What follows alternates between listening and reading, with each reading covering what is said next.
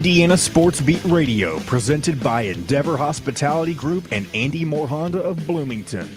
Know your role and shut your mouth, you jabroni! Fires upfield into the end zone. It is caught. Jelani Woods, touchdown! INDY!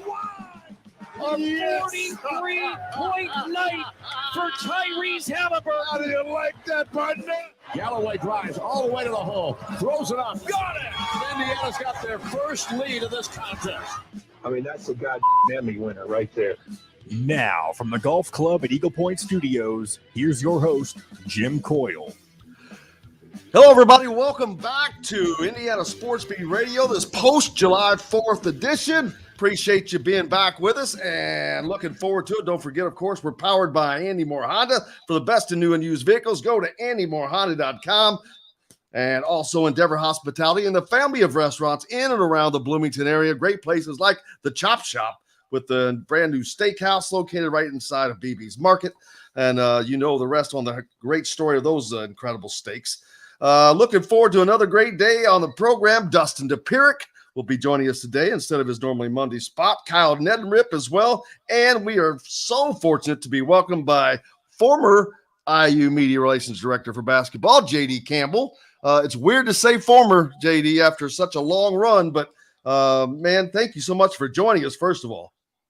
Well, Jim, thank you for having me. And obviously, have spent a long time getting the opportunity to work with you and the people that you employ. And I'm just excited to be able to maybe share a little bit and have some fun with two guys that I've worked with in Dustin and Kyle and see what the future holds, because I've got a lot left in the tank, and we'll see what ends up happening here in the coming months, if anything. And for those of you, some of you might not know who JD is. That's because he's behind the scenes, but none of us can do what we do without him. So it's kind of weird to have such an integral part that not everybody knows, but that's because he doesn't try to be out in the front of it. He's always just done his job and provided everything he could to us, which was invaluable. I cannot tell you the amount of information that comes out of that is stored inside JD's head. I can only imagine what that place is like, because it's not just his job. It's his a great love of baseball, huge Atlanta Braves fan. Good thing Zach Osterman's not on here today. This would be a Braves fest. But I had him on right after the Reds series, and daggone it. They put a thumping on the Reds. Not a thumping, but they won that series and could have. The Reds were 2 games from sweeping the Braves, but the Braves were 1 run from sweeping the Reds. So that was a great series. And so baseball has been fun. For me, it's been fun again, because I became – the Reds were the new Cubs, I believe. But I never dreamed that I'd see the Cincinnati Reds in first place again, ever. Well, I've been in my business professionally for 37 years, and one of my stops was at Northern Kentucky University from 1989 to 93, and I got to live there in that time with the great Wire to Wire team in 1990, and got to actually work for CBS for the first 2 games, the home games of the series, where I remember Eric Davis just blasted one off a camera stand, and then I think it was Billy Bates scored in extra innings that they won game 2. But I'll tell you what, Cincinnati is a great baseball town, and it's one of my favorite places to go watch a game at, because it's so close. But I tell you what, when Riverfront Stadium was rocking, it was rocking. Now, it may be one of the hottest places on earth in the middle of the summer, if you remember the old turf and things like that. But right on the river, man. Yeah, it's good to see him play well. And the other thing is, that series against Atlanta was one of the best 3-game series, start to finish. 1 run every time, teams coming back, doing whatever. It's good. And I did watch the Reds yesterday, because they were the early morning game. They were 11 a.m. game in Washington, D.C. And they're just relentless. They're relentless. And so, you're going to head up to the All-Star break this next week and then kind of reset. And we'll see if they can hold on and make a go of it the rest of the year. Yeah, Atlanta is just one of those teams that have just always there. They've been there since like the late 80s or the beginning of the 90s when they started this run that just doesn't seem to end. And it's not like they're the Yankees where they have just unlimited money. They've just become a great, there you go. What do you call that? What do they call that? Popping? Well, what I'm wearing this in honor of Rick Camp. Back in 1985, the Braves and Mets played, I believe, an 18-19 inning game that was delayed, and it was at 3 or 4 in the morning where the worst hitter on both teams, he hit a home run to tie it in the 18th. And it's one of the most, if you ever get a chance to watch it, Rick Camp against the Mets, July 4th, 1985. It's one of the more hilarious moments in the history of baseball because John Sterling, who's the announcer for the Yankees, was doing the Braves at the time on TBS. And he said, well, if Rick Camp could tie it, then we'll know this game is certifiably crazy. And he did 2 pitches later. The name I remember from Braves lore, Francisco Cabrera. Yes, 1991 base hit. Come on, got the big hit to score Sid Bream. And he was an interesting guy because he wasn't with the team all year. He came up in September, made the playoff roster, and had that great hit in the series in 1992, now that I think about it. Yeah, that was – I was in Washington State working in TV then, and I remember that. I was watching that game somewhere out there at night, and now that name is just indelled into my head. And another – not your immediate predecessor, but one of my professors from school, Kit Klingelhofer, gigantic Reds fan. Oh, yeah. He went out to the Field of Dreams game last year with Brent Hutton. That's, that's one, again, that's kind of like me going to the Summer League tomorrow. I've been to a lot of major sporting events, and the Summer League is one that it is unique because it's just kind of like popped up and become this big thing. And, I'm curious with us having 3 guys, Race and Jalen and Trace playing, got a couple staff members. Will Sheehy will be with the Warriors contingent. Another kid who just left here is a GA, Jacob Hers. He's with the Milwaukee Bucks. So I'm kind of anxious to see what this is about because it's like an all-day event that starts at noon and keeps rolling until 10 o'clock at night. And I'm anxious to see the kind of support it gets. I've heard it's really good. So I'm anxious. We're going to be out there. My son and I are going to be out there Friday, Saturday, Sunday, and early part of Monday. So I'll get a chance to see our guys play at least 2 games. And JD's referring to the NBA Summer League that's going on out in Las Vegas right now. That actually, I guess, started Monday, was the first round of games. Well, what they did is there's 2 tournaments or two other sites. One is in Salt Lake City. One is in Sacramento. And they're playing 2 games there before getting to Vegas, which starts Friday. Okay, because I was confused because now it's Friday when the Lakers will play Golden State. No, Lakers and Warriors play at 11 Eastern, 8 o'clock Las Vegas time, and that's the feature game on I believe it's ESPN2, but it's the feature game. So and the fact that there's a lot of Lakers and I'm sure a lot of Warriors fans now in Las Vegas. or near Las Vegas, that they, again, sometimes people can't get the kind of tickets that you'd be able to get in the summer. And so they really, kind of, flock to those kind of things. And Well, it's an all-star. It's basically an all-star game of sorts.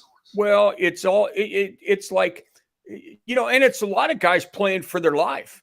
You have a lot of guys that this is their second and third chance to try to stick with the team. And that's why this event is so important to them. And Is so Juwan you Morgan see guys playing? really get at it. Is Juwan Morgan on a team in this? I looked at the Clippers roster, and that's who he was with in Ontario a year ago, but I didn't see his name on a roster. But I haven't looked in the past few days, or past couple of days anyway. But I looked for him on the Clippers roster. He wasn't on. And of course, Romeo Langford, who was recently, I guess, waived. Does he see if he can pick up a new team? I would imagine he'll find something somewhere.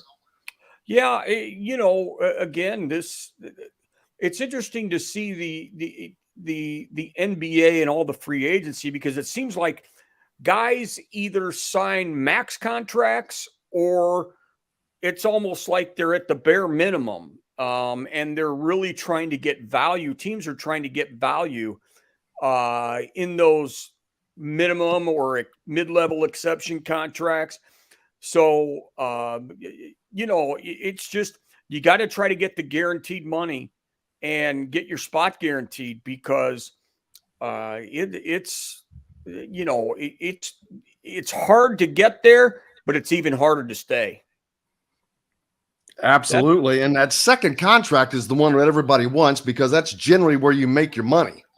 Well, and you take a look at some of the guys that we've had in my time. How about Eric Gordon landing in Phoenix? Eric, was in my first year here, and what a wonderful guy, a great family, had his head on straight, and he's been able to find and make a place for himself in that league for 15, 16 years now.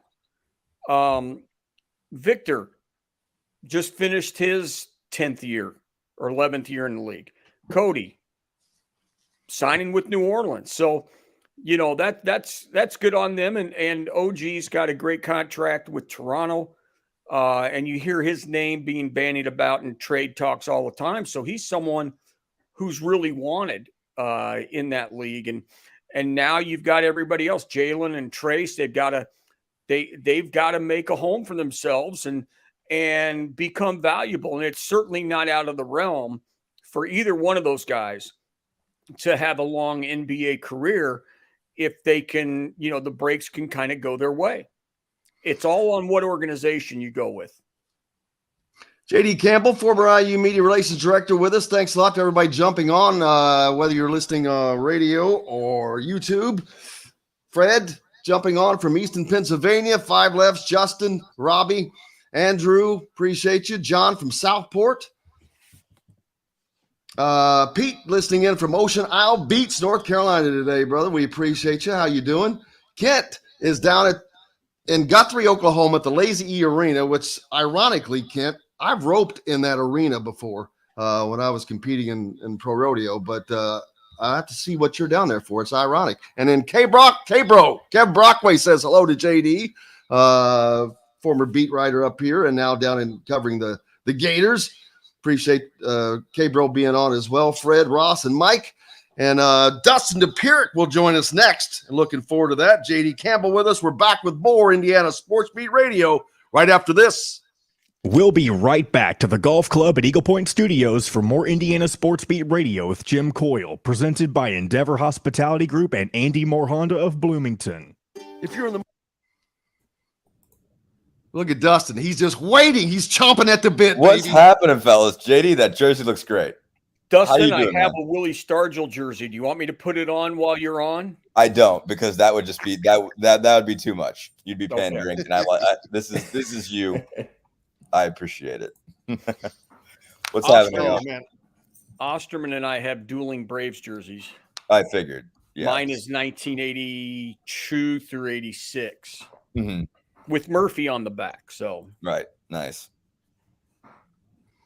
How's Dustin? How was your 4th, brother? Good. Went home. Went back home to Pittsburgh. My aunt has a big thing every year, big cookout, and family deal. So we did that. We came straight. We had a late night drive to get back home, but it was a good time. Now, when do you go out to Vegas? Friday. So you and JD, y'all might be on the same flight. when are you leaving? 6 in the morning, 6:45, something like that. Friday or Thursday? Friday. I'm there. I'm doing it tomorrow. You're going tomorrow? Okay. Yeah, the 6 a.m. flight. Leave Bloomington at 3. And Yeah, because you're doing the whole. You're doing the whole thing. You probably got other stuff to do the day before. Yeah, there's an NBA con that I'm going to. Okay, I got you. Over at the Mandalay.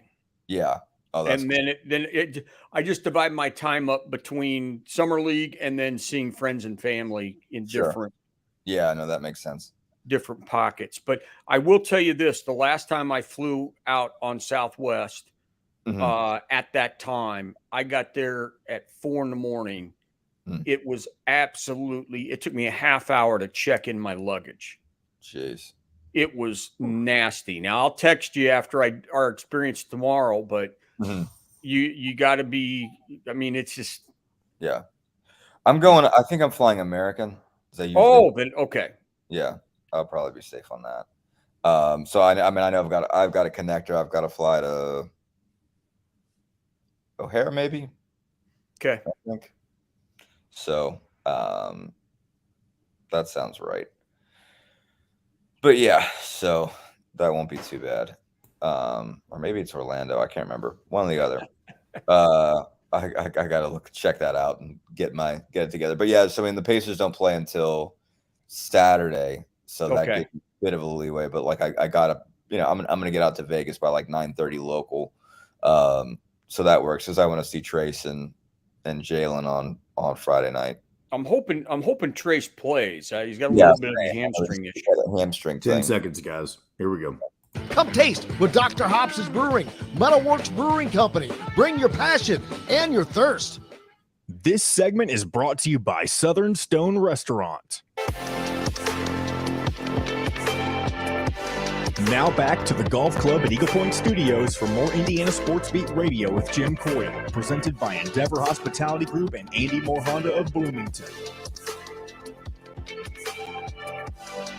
Welcome back. It is Wednesday, July 5th. I hope everyone had a great, happy, and safe July 4th holiday. We're very, very fortunate to have JD Campbell with us, former IU Media Relations Director, and now joined by our good friend Dustin Dopirak, who both know each other very, very well. Dustin, how are you, sir?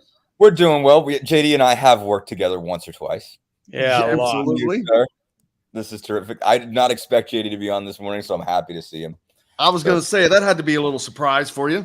I got to prepare. I got to be ready for it.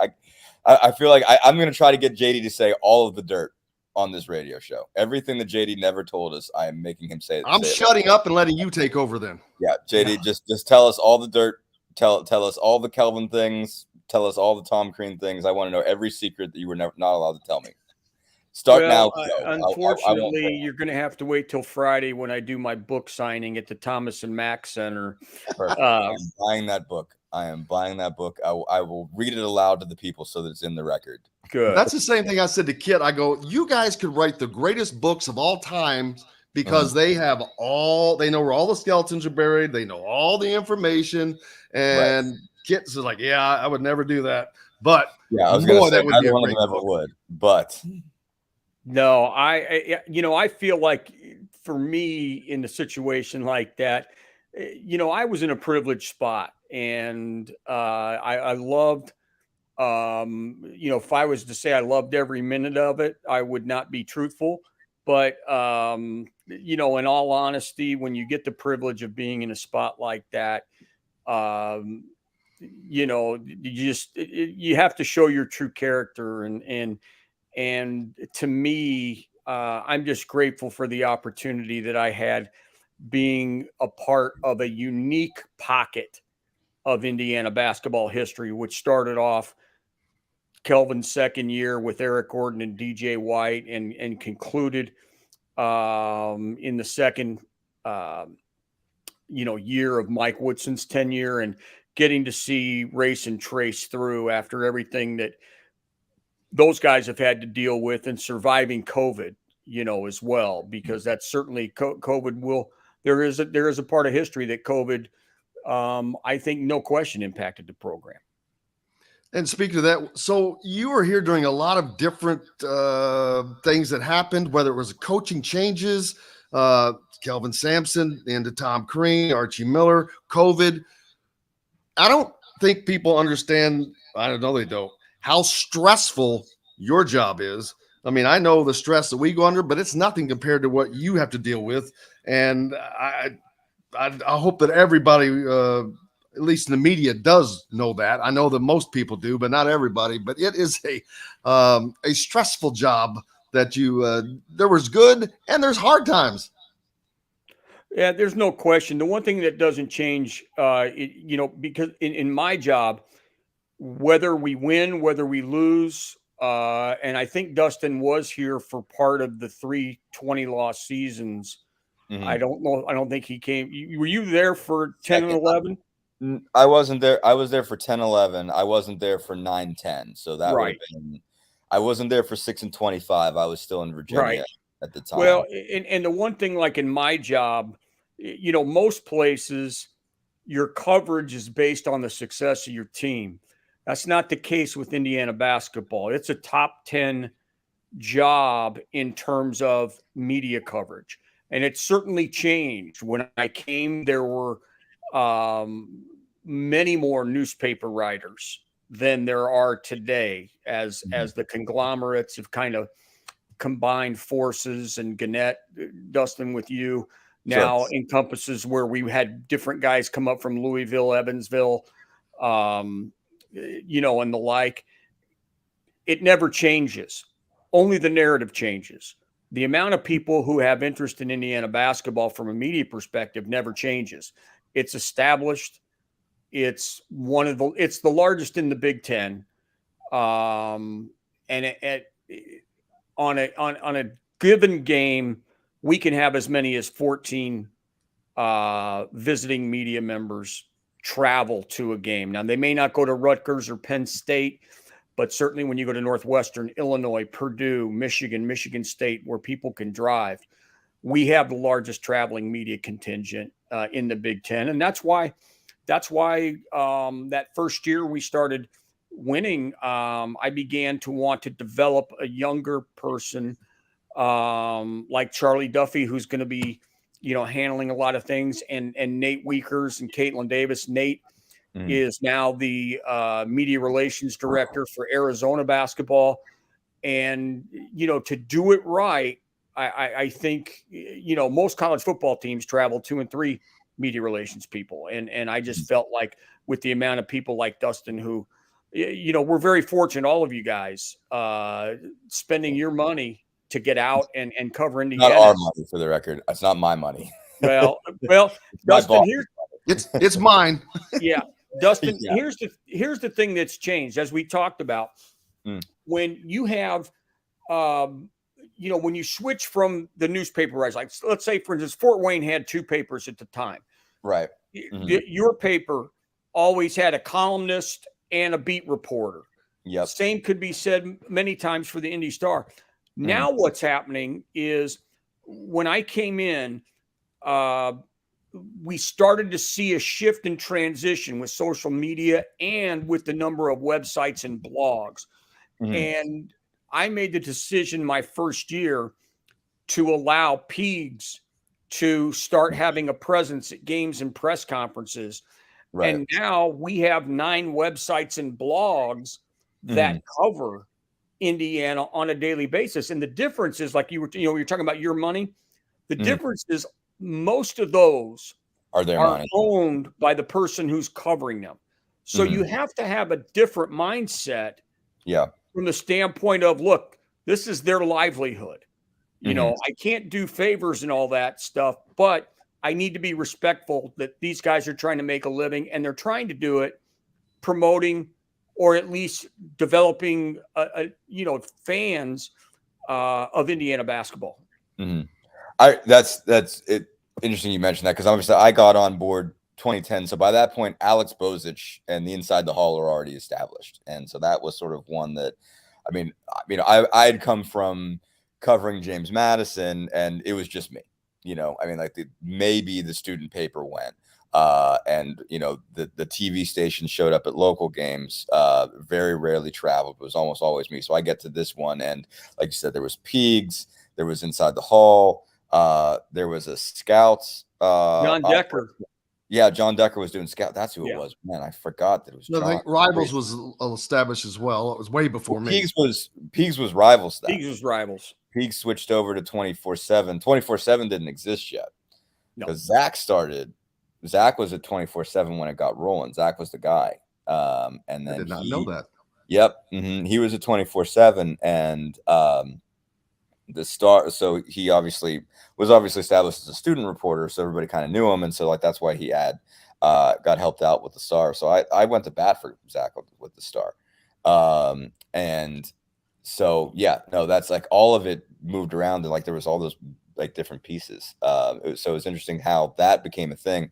I didn't know going in as a reporter what I was going to be dealing with. They started to tell me, and I was like, okay, what is this? How does this even work? I knew Rivals existed, but Rivals didn't have a James Madison guy, and Scout didn't have a James Madison guy. You would see them reporting on recruiting, but obviously nobody cared about James Madison recruiting. Those guys just told me, hey, we're getting a guy. Tell everybody. You can't put our names on it, but we're getting a recruit, and it was just a totally different scenario.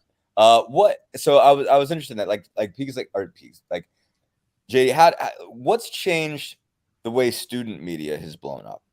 Well, the student media Indiana's always been good, but it's that there are so many outlets that are direct students, but also so many of these kids get gigs, with all of these websites now.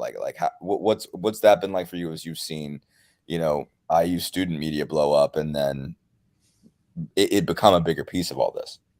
When I came aboard, in fact, the first member of the IDS I met was Zach Osterman, which I like to tease him about. Yeah. When I came aboard, the IDS had a system to where their reporters started off covering a lot of the non revenue, if you want to call them that. They covered other sports. They learned to cover a beat, right? And they worked their way up to get to cover football and basketball. That was the coup de grace for them. And certainly my first year, you had that year where Austin Starr kicked a field goal against Purdue to go to a bowl. That was unbelievable. But how it's changed is that there are much more avenues, many more avenues. Hoosier Network being one of them. Different things, people creating their own media entities. And so you're not having your student media cut their teeth and go through the ranks. They're immediately latching on to high profile sports, women's basketball, men's basketball, baseball, football. And, to me, I think it's important that you learn and cut your teeth. I started off as a junior college SID where nobody covers you. Yeah. And I cut my teeth. And I think that's probably the biggest difference with the students is, our television, IUS TV, they do a great job. WIUX, all the kids that cover and call the games on student radio do a fantastic job. And they're very polite and they're very professional. Nobody's out there trying to make a name for themselves. And the same thing, not only, with the IDS, the number of great writers that have moved on and started off at the IDS. I'm still in contact with almost I would say the majority of people who have worked the IU basketball beat over my 16 years, Sure. I still hear from them. And then now you have the Hoosier Network and what they're trying to do. So more, again, it really mirrors what you're seeing in the mainstream media, which is people are going more digital. You take a look at your former employer, The Athletic. They've taken on a national presence that maybe, that wasn't there when I started. And so, it's ever evolving. And what I try to do is with media and I probably did this with Jim at some point. It was like, look, let me see that you're in business for a year. And then after a year, I can give you credentials, because you just have to be able to monitor and see how they're covering things and then give them the opportunity. And that's what we did with Alex and Inside the Hall, who started exactly the same year that I came. Mm-hmm. Right. I think just to give people perspective on what on student papers and stuff like that, because what JD's describing here is something that was similar for me at Penn State, and was generally how you did it more or less. If you were an established student newspaper with a division, covering Division I sports at a Division I school, I mean that's sort of the track you had to take. I mean, when I was in school, Chris Corman, who you guys remember, obviously covered the IU for the HT before me, and then was columnist and editor, in my first year. We had to, that's absolutely, we had to do it. Penn State football was sort of our, shining star beat that we were all trying to go after. And it was a deal if you got it. And, we didn't get that until our junior year, fall of our junior year. We both got football. And before that, we got in the door. We both had to cover a cross country beat. I was on women's, he was on men's. I did wrestling in the spring, and then what I do men's lacrosse in the spring, wrestling in the winter. Next year, Corman and I covered volleyball together. Then I did men's basketball. He went to did night editing, and I did baseball after that, and then football. And so that's similar tracks. It's like sort of every season you would get a new beat, and in all cases you were covering something new, usually covering something you didn't know anything about. I had to learn about volleyball. I had to learn about lacrosse. I had no idea about boys lacrosse. I had to learn about wrestling. Had very little concept. Obviously, I grew up in Pennsylvania, so a whole bunch of people wrestle. I didn't. I had friends that did, but I didn't wrestle. I didn't know anything about it. And so that's a big piece of how you developed at that point, was you had to learn these sports and tell stories of people, again, that you'd never played it. You didn't know anybody about it. And you had to be able to write these stories about sports that you were learning on the fly. And that was sort of part of the development. And just because there's so many more outlets, there's so many different places for people to go, you were sort of only on this track. The one issue with it is that you get more kids in a given class in college get the experience of covering the major beats, because you have different avenues. If you can't do it for the student paper, you might do it for this, Rivals website, or this 24/7 website, or Inside the Hall, and it sort of spreads the wealth in terms of who gets to do it. Because it was just like, when I was in school at the Collegian, there were 3 guys covering football, and it was like, okay, you might not get to do it. I mean, there are great writers at The Athletic. Shil Kapadia covers the Eagles. I think he's still there. And he went to Penn State with me. He did not cover football, and he's covered the NFL for years. And did not cover Penn State football when he was in school. And that's kind of a remarkable stories that way. A lot of really talented people never got there and had to sort of get their experience on a major beat once they were professionals. Didn't have it in college because the pipeline was tighter in terms of moving things along. So the good part about it is more people get the involvement. Sometimes they're not as developed as they were, in the old days as writers. I mean, you had to go through, there were bigger hurdles that you had to clear just to get there. So that's sort of an interesting way that it's changed. And I know that it's been different since then. And, every school operates differently. And if you're, sort of basketball oriented versus football oriented, it's a different deal. But that's sort of what JD's describing there. We've got to take a quick break. You're listening to Indiana Sports Beat Radio here on this post-July 4th day, Wednesday. We're fortunate to have Dustin Dopirak with us and JD Campbell sitting in as a co-host today. We're back with more right after this. We'll be right back to the golf club at Eagle Point Studios for more Indiana Sports Beat Radio with Jim Coyle, presented by Endeavor Hospitality Group and Andy Moore Honda of Bloomington. Whether it's Man, you guys are making this easy for me today. So that's what we're here for. I'm loving this, man. I'm This still is trying awesome. to revert back to interrogating JD. No, the thing about it is Dustin, again, when you come into when Dustin came in, we were at the point where it wasn't cute anymore that IU was rebuilding. And certainly IU would not have, no team will ever have to rebuild like that, because if you brought transfers in, they'd have to sit out a year. Mm-hmm. And it was all those young guys getting thrown in the fire, starting with Roth and Pritchard and Verdell Jones, Danny Moore.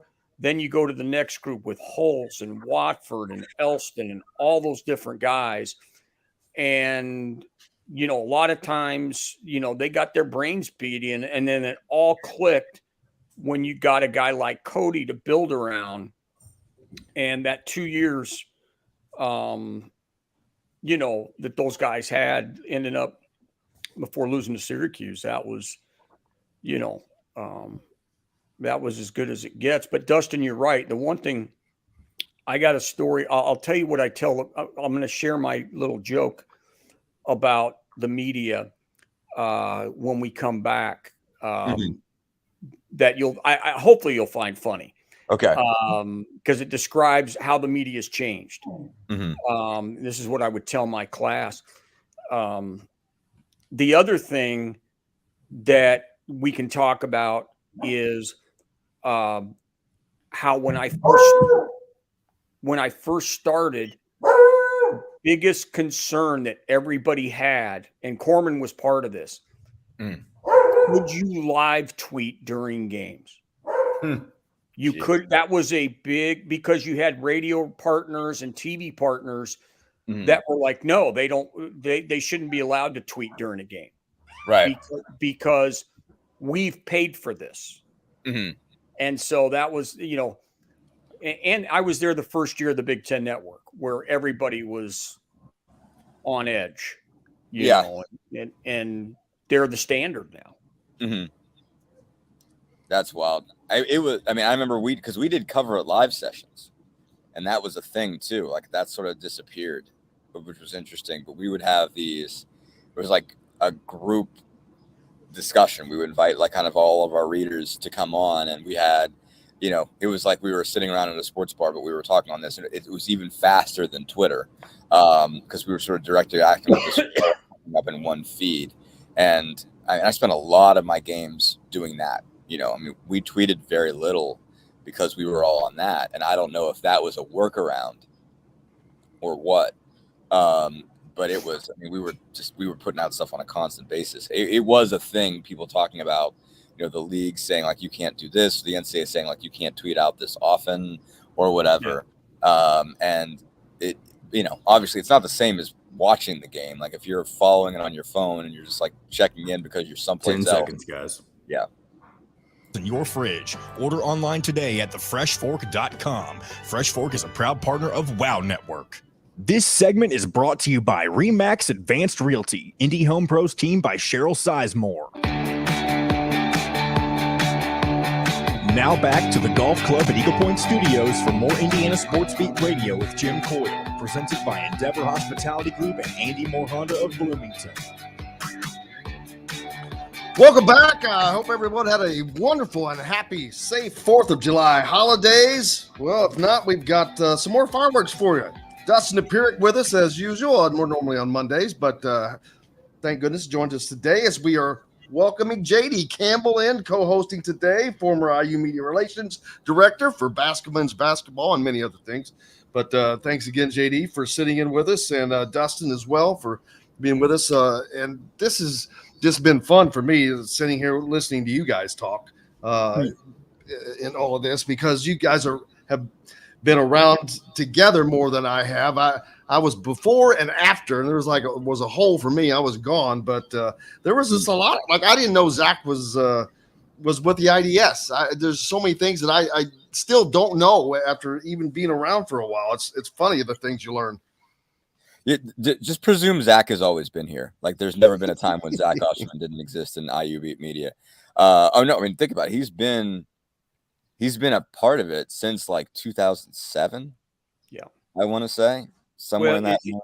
It's interesting, Dustin, because if I looked at the group, I would say Pete DePremio, Mike Merritt, and Zach are the ones that probably have been with me just about every season that I've been here in some form or capacity. Yes. So the thing that I was going to talk to you about and tell you about the media is I taught a college sports media relations class for a number of years at IU. And one of the things people would say, well, explain the media now compared to what it was when you first started in 1987.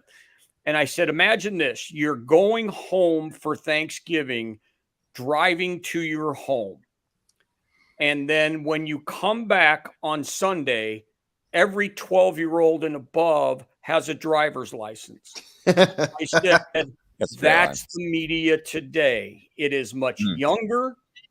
I do lament the fact, like what you talked about, cutting your teeth, I think, is really, really important in all this. More so than anything is you get to cover a coach, and all coaches, they have different, some will treat you like you're the prodigal son. Others act as though that they don't have time for you. And you got to learn to deal with those personalities and understand, as I always say, when I talk about one of my, any of my former head coaches, and I was very fortunate that, Mike really, has been absolutely supportive of me. And then the three of the first people that reached out to me when I made my announcement, Tom Crean, Dan Dockich, Archie Miller. And I thought, well, you know what? If those guys respect me enough to reach out and wish me well, then I did my job. Right. I had their confidence. And that's the thing that I think's always been one of my strengths is being able to read them and create an environment that best suits them and how they want things done. Right. And so, that relationship with the coach is so important. And not only that, but the student athletes, I had 118 of them, and how I would go about getting their confidence and getting to know them. And with a lot of them, it even extended to their families over the course of time. Right. And one of the things I would tell, I started meeting with some parents during Archie's tenure, meeting formally. And I would say, congratulations, your son is now the worst scholarship player that's ever suited up for Indiana University. And the parents that had been there a year or two would be in there shaking their hand. Yep. They're just trying to explain to them, look, understand where you're at. Do not react. If you have a problem, call me. Right. And we'll talk through it. But it can really be daunting for a lot of people who aren't used to you, because what it is in recruiting. Everybody is, Larry Bird, Michael Jordan, who's going to be coming to play at whatever school it is. And there's nothing but love. But the moment that you get somebody blow by you and they score 25 points on you defensively, that's when people tend to go the other way on their feelings on particular kids. No, I mean, from my perspective coming in and seeing what it was like, I mean, I remember getting started as far as the recruiting piece was concerned. So by the time I got in, obviously the Hulls, Watford, Elston, Bobby Capabianco class was set. Those guys were coming in. And so I got to see when Tom was recruiting Kyrie Irving, I remember Moses Abraham. Like the sort of little 3-week obsessions in recruiting were hilarious. First off, I mean, it was just wild, especially to look back at, who hit and who didn't. Obviously Victor was interesting, and everybody kind of knew him. He was a really good athlete. I mean, we talk about Victor like nobody wanted him. It wasn't that bad. But it was like he was a pretty kind of clean recruitment as far as, all right, 1 week he's a deal, not long after he's committed. You know, Will Sheehy was sort of a under the radar deal too, but the guys they got obsessed with versus the guys that they didn't. And then, you know, when they got there, or who's a bust, or who's living up to it, or who's not, and guys they wrote off after a couple weeks who ended up being really good players, and like, why isn't Christian Watford good enough yet? Well, so he's starting every game and he's still skinny, and, you know, and eventually he hits one of the most important shots ever. And yeah, the up and the down is huge because people live and die this. I mean, I think I was talking about, I was talking to Jim about this, and I was even talking on our podcast on the Indy Star, you know, when it came to Trace and, you know, him going to IU or not IU, like, people are just so obsessed, you know, like there is this desire, I think, among Indiana fans for a guy to grow up in Indiana, play high school ball in Indiana, go play at IU, be a star at IU, and then go to the Pacers and be a star at the Pacers. Like, they want somebody who they can follow all the way through. And they go through ups and downs with him and everything like that. And they decide sometimes they're the worst player ever, and then they decide they're the best player ever. But they really do want all these guys there with them forever, you know, for the most part. It's the amount of passion. It's a lot. It's a burden. It's got to be a burden on you, obviously. It's certainly a burden on the coaches, I think, who have to live up to this ideal. It's not even just that you win, it's how you win, it's who you win with. And people get irked when it's somebody from out of state. But on the flip side, you know, they will adopt you eventually. And number one, and number two, there is just such a passion and desire to care, and not everybody has that. And so it's sort of, what problem would you rather have? Would you rather have the fan base that's obsessed and then that you're constantly dealing with everything all the time, or would you have people that, you know, that are more chilled out and care less? And, you know, and in a lot of cases, this is the good problem to have, certainly from a, you know, perspective in the media of moving the needle and having people read. You know, this is the better problem to have. But I mean, they are scrutinizing everything you write, and, you know, in turn scrutinizing the heck out of the people that you're covering. I mean, I frequently feel like I've got to defend people, you know, because they're, you know, the commenters are more harsh than I ever am, you know, as far as how I talk about players. I mean, like, people be on comments like, this guy's a bum. I'm like, I really didn't. No, I don't even think that. Why do you think that? Like, you guys are way meaner than me, and I do this professionally. Like, come on now. Well, I think I when you talk about Sheehy and Oladipo, I know from firsthand the staff, you know, took some grief from people in the state of Indiana because, you know, people are, why are you bringing this kid in from DeMatha that didn't even start? Right. You know, he willingly came off the bench, or Will Sheehy, and they ended up being two of the most important recruits, underrated, much like Jawan Morgan and OG Anunoby years later. Those guys, you know, I remember the year we won the Big Ten title in 2016. OG didn't even get off the bench in the second game in Maui against St. John's. And Jawan went on the court, and I know he made a couple mistakes against UNLV. And to see where those guys came, you know, how they developed and what they were, what two better guys do you want representing your program than OG and Jawan? You know, Thomas, everybody knew about, but those two guys, I don't think people realized the impact that they had on the program. And it was great to see, you know, each one of those guys get a chance to cash an NBA paycheck. Yeah. No, I mean, I like Victor and Will, you know, going back to them, because I remember OG being recruited and Jawan being recruited, and I think they were sort of in the beginnings of discussion when I left, or maybe not, or maybe I just watched it from a distance when I was in Tennessee. But I mean, like, Victor and Will really set kind of the soul of that program, you know, at the time. I mean, like, that team doesn't take a leap without those two guys and the personality they had. And, you know, Tom would always talk about how they were in the gym every day from the time they got there. You know, like from the time they got in the building, and, you know, they sort of, you know, created this group with Jordy Halls of like, these three guys are going to be in the gym every single day. Are you showing up with them or not? and it's like, are you following along with these guys or not? And that was sort of like, okay, this train is leaving, and these guys are really the ones that are pushing it, and that sort of formed that culture.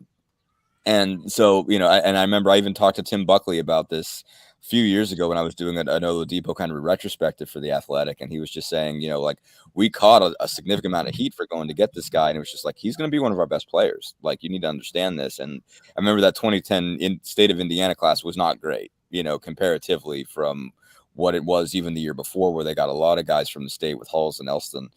In 09, it wasn't as deep in 2010. And a lot of those guys, the best players were sort of already picked up, like Tyrone Johnson and Deshaun Thomas were pretty good players in that class. And I think they were already, basically committed by the time that Tom took the job. And it was sort of like, okay, like, how far down this list do you want me to go, rather than take this guy who's obviously really good in DC who wants to come play for us? What are you thinking here?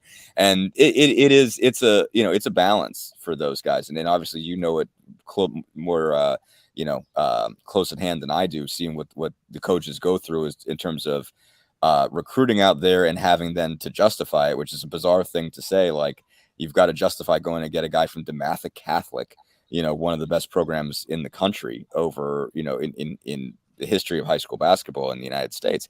It's not an easy sell, and you have to be like, this is why I wanted this guy. And I think everybody was in love with him after a year. I mean, I think everybody loved Will and Vic by the halfway point of their freshman year. Everybody was kind of sold, but I remember like people talking about, well, they should have gone to recruit Donnie Hale.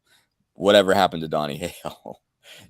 Like, I'm sure, he played a little bit with Purdue. I think he transferred, it's like, and Victor Oladipo is, I mean, he's hurting, but he's going to collect a $9.5 million paycheck in the NBA this year. And who knows if he's even going to play.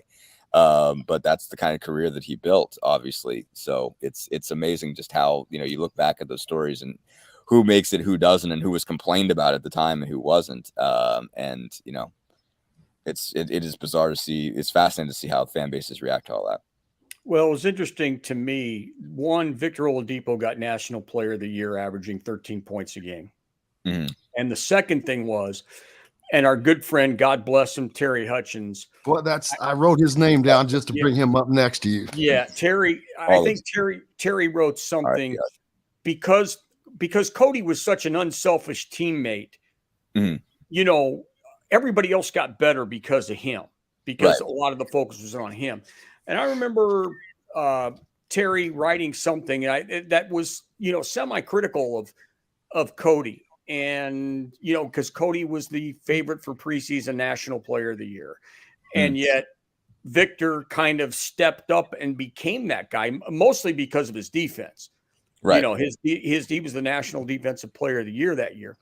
But what I remember the most, when it came down to winning the program's first Big Ten title outright in 20 plus years, in the last 51 seconds of the game at Michigan, it was Cody Zeller who got it done both offensively and defensively. He scored the last 6 points, defended on that last, attempt by Burke.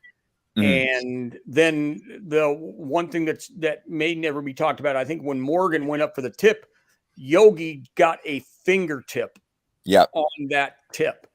And, Yogi is not talked about enough in the lore of Indiana basketball, in my mind, because he played for 2 championship teams and had different roles on both. And Yogi and I would say Trace had 2 of the best senior seasons and benefited from playing 4 years at Indiana. Those guys, I'll take those 2 anytime. And I wish Yogi were around a little bit more. I know he's playing professionally overseas, had some time in the NBA, but I think he's undervalued as far as what he contributed to the Indiana basketball program in his 4 years. Yeah, no, I would agree. I mean, Yogi was in both cases, they had such a journey, because both of them had had just everything sort of change on them. Yogi was obviously the one guy out of the movement class, which I'm sure you had a blast about us writing about, as they were on their way in. and building those guys up like they were going to be the Fab Five. And Yogi was obviously the one who stuck around and went from being, the freshman with all those guys, starting, next to Cody and Vic and Will and Jordy and just sort of inheriting all that. And then they all leave, either graduating or Cody and Vic going pro. And Will was around for another year, but more or less it became Yogi's team at that point, and he's a sophomore, and had to work through that, have a whole new group of guys.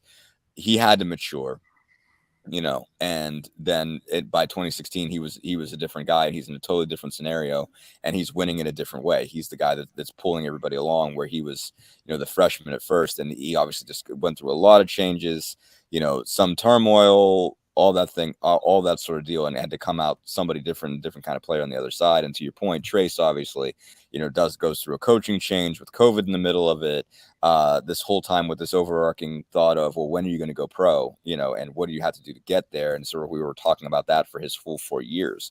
Really, is okay. When does Trace go pro? And can he do it? Has he developed this part of his game enough? Has he developed that part of his game enough? And all in the middle of that, all he was just doing is being just productive as all get out, and had one of the most productive careers in IU history, and hangs on, through COVID, through a coaching change, was a good soldier to both of those coaches. It has nothing, has never in 2 years with Mike said anything bad about Archie, and sort of been, sort of loyal to both of those guys, and done what they had to do to, win, and put the desire to win ahead of his own sort of personal development, I think.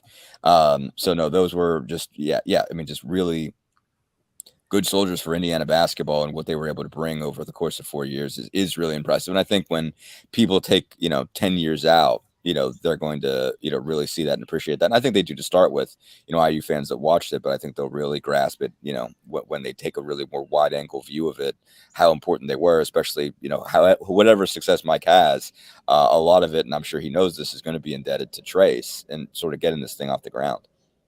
Dustin, I know where you're going to be next, because you're heading to Las Vegas for the NBA Summer League, and you'll see JD out there as well. But we look forward to talking to you next week to see what all has gone on in between those 2 points. But thank you so much for joining us today as well, as always. And I'm glad you guys, you and JD, got to spend some time together here. It's been awesome.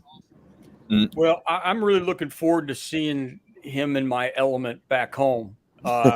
So I can give him a few tips. Where like I say, we'll just connect, and see each other Friday, and I can give you a few when I find out where you're staying.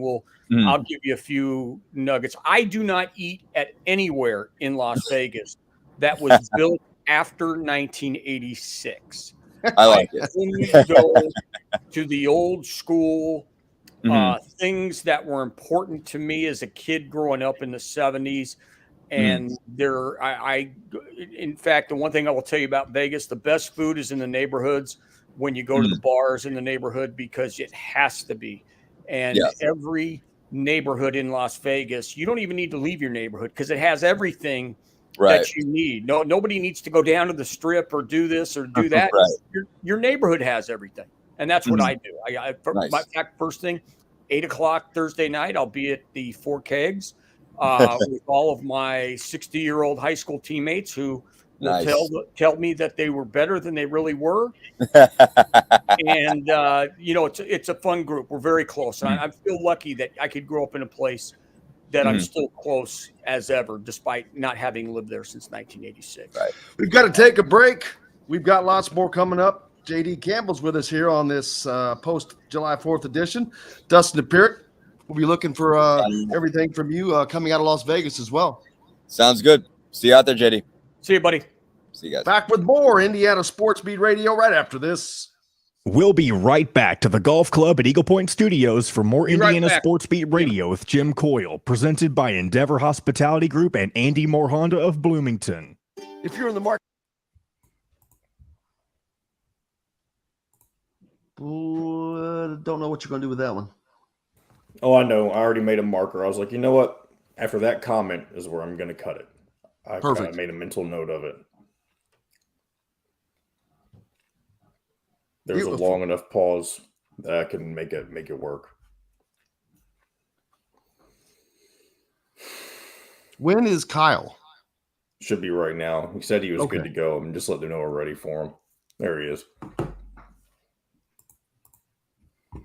Hey, Kyle, how's it going? Hey, what's up? Is your camera having issues again today? It looks like. Let me check.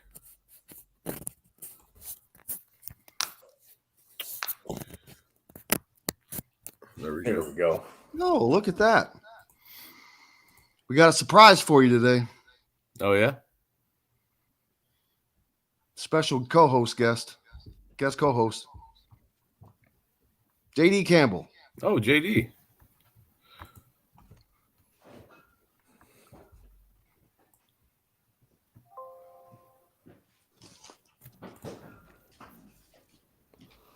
So what's new with you, brother? Trying to take a little time off. What's up, JD?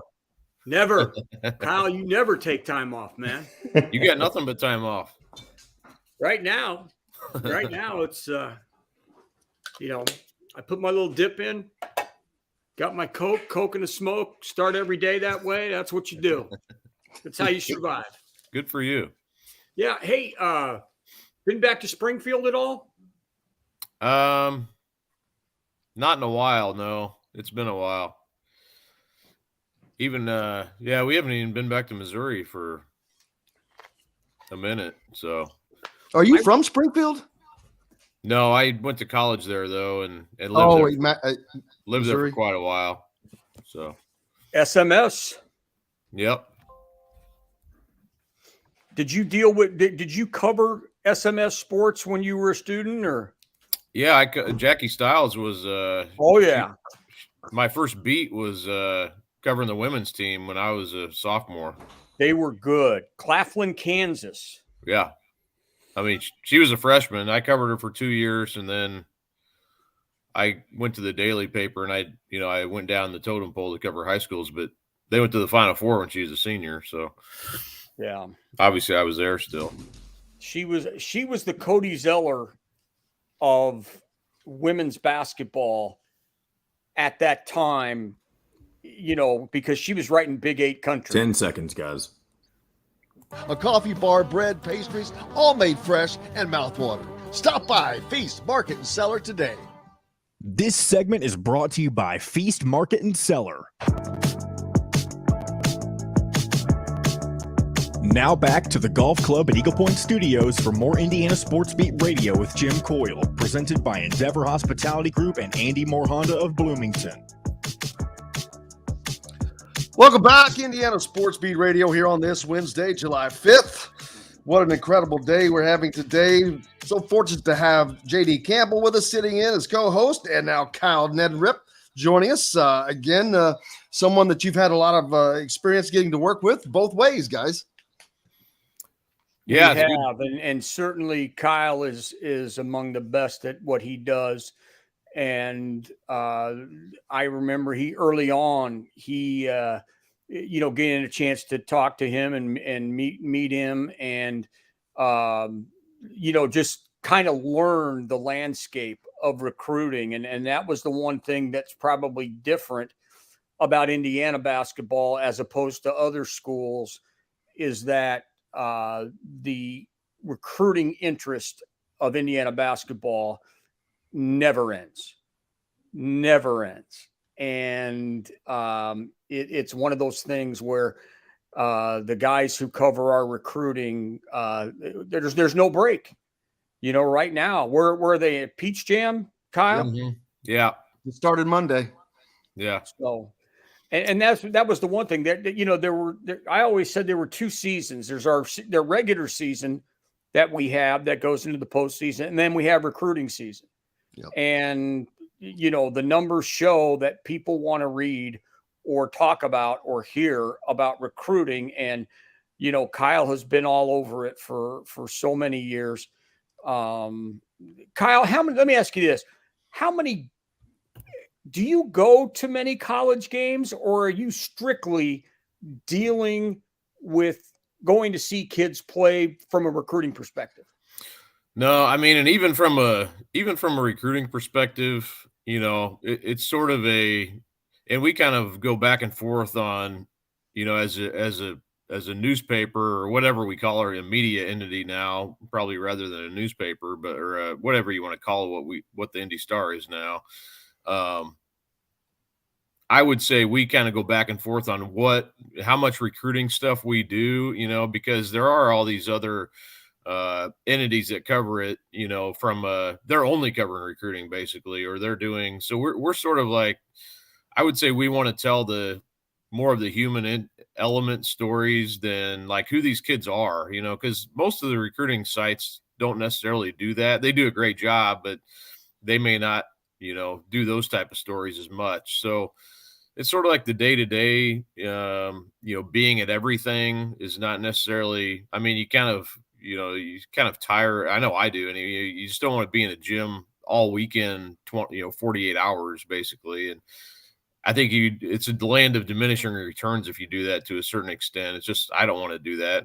And I don't know if the readers really want us to do that either, but I would say I don't go to too many college games. I have obviously, but my season is sort of like I cover a lot of high school games, and it sort of dovetails into recruiting then, and then you get to know the kids and maybe, like I said, write those stories that hopefully people read, and then just see a lot of kids play too. And you get a pretty good sense of the landscape that way.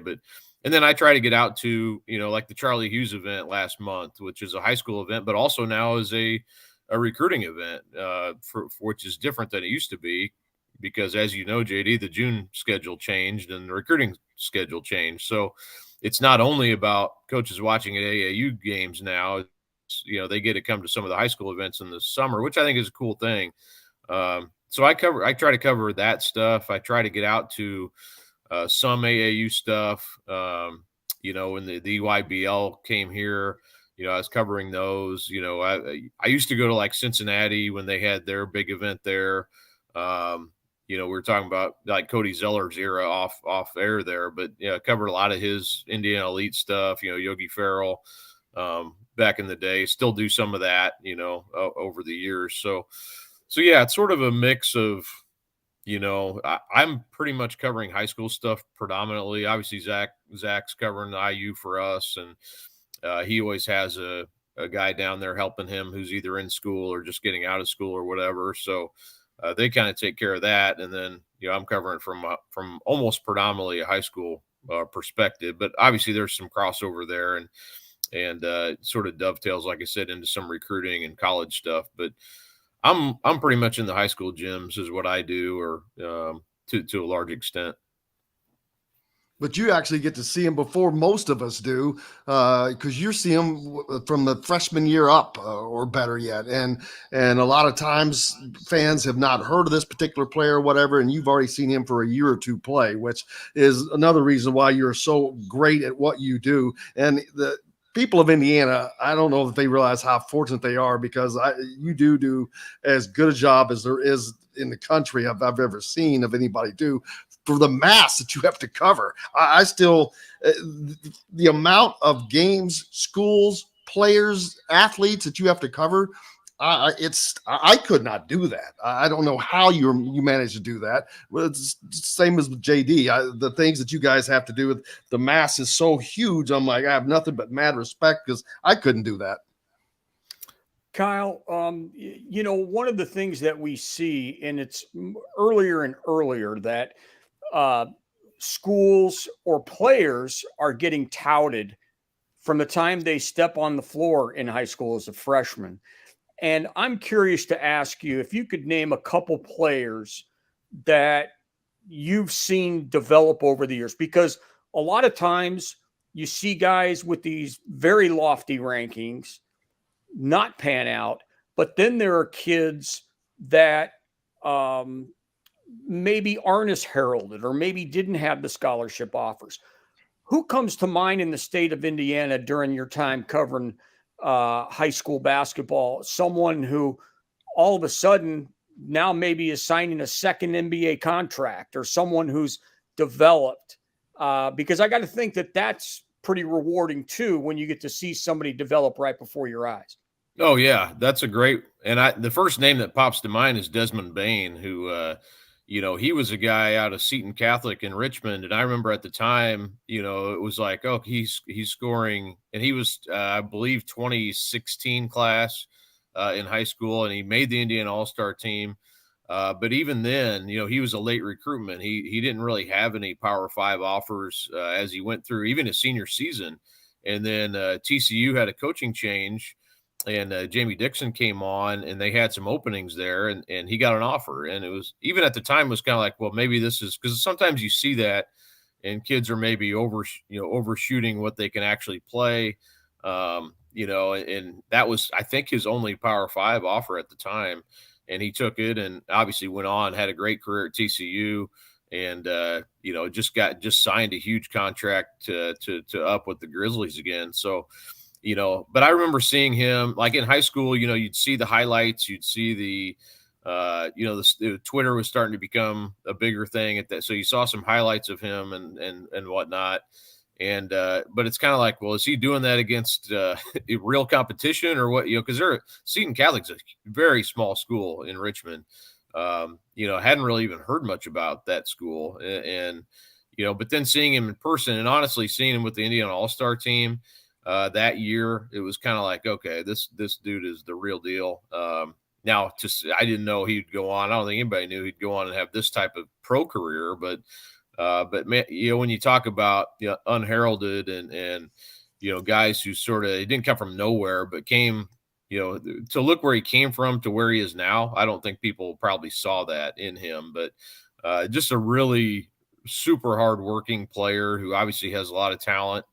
And, he was pretty much, I know even now there's a couple of people from Richmond who are like, oh, you guys were sleeping on him. And I was like, hold on. I was like, don't just lump me in with everybody. I didn't, some of the stuff that people say that you said at the time, it's not accurate, but I get it. They support him. And he did, there's a lot of pride in where, he comes from and what he's done. So, but yeah, he's probably the one that really stands out to me.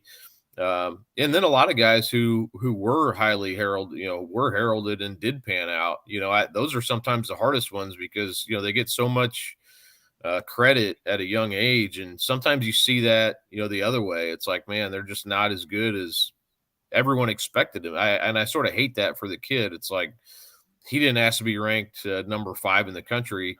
And then you're holding this expectation to him that he didn't even ask for, and then it's like nothing he can do, all he can do is sort of, not live up to those expectations. So I feel for kids in that scenario. And a lot of it starts at home. They need a good support system at home.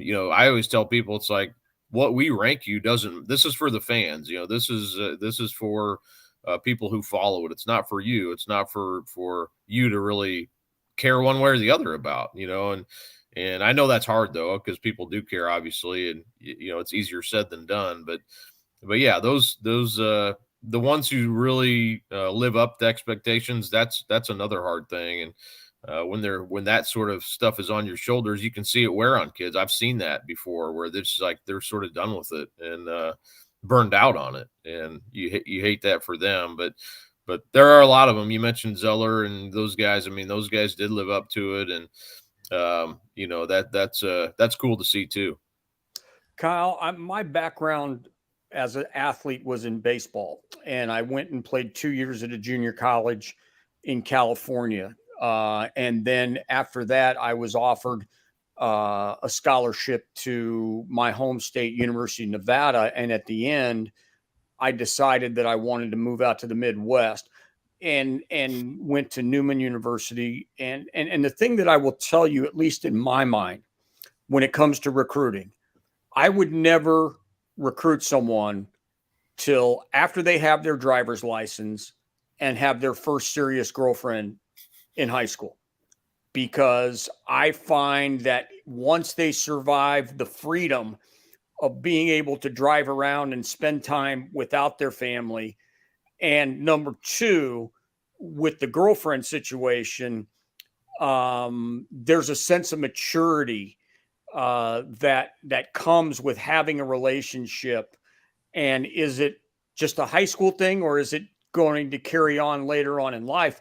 And nobody ever talks about those two things. But for me, I wouldn't recruit anybody until after I know they've been driving. And I don't know if you knew this, Eric Gordon didn't have a driver's license when he came to IU. Mm-hmm. But I just think in recruiting that those are two things, benchmarks that you've got to look at and see how they handle those things.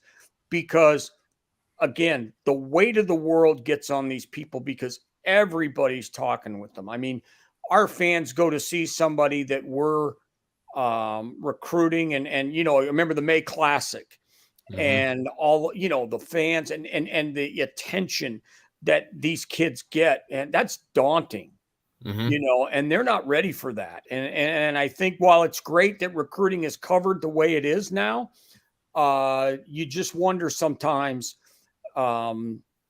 if what would have happened, Calbert Cheney, not very heralded in his class. And he ends up being, one of the all-time greats at Indiana. So I just, recruiting is an absolute inexact science. And you feel for kids when they don't feel they meet up to expectations. And more so, I think it's really fun to watch kids get confidence and develop and take it to the next level and become a completely different player than what you thought when you were getting them.